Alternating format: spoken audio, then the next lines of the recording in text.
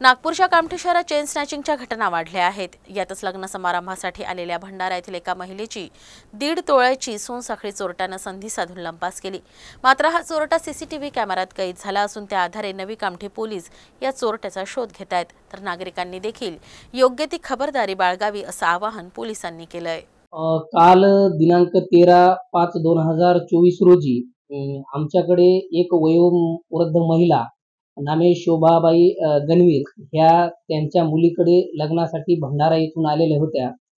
त्या काल सायंकाळी 5:30 ते 5:45 दरम्यान त्यांच्या ओळखीच्या महिला ह्या हरदासनगर बुद्धविहार इथे राहत असल्याने त्यांना बोलण्यासाठी पायदळ जात असताना पाठीमागून एका इसमाने त्यांच्या गळ्यात हात टाकून त्यांच्या गळ्यातील 15 ग्राम सोन्याची चेन व त्यामध्ये 1 ग्राम गौतम बुद्धाचे लॉकेट असलेले असा एकूण 16 ग्रामचा मुद्देमाल हिसकावून घेऊन पळून गेला।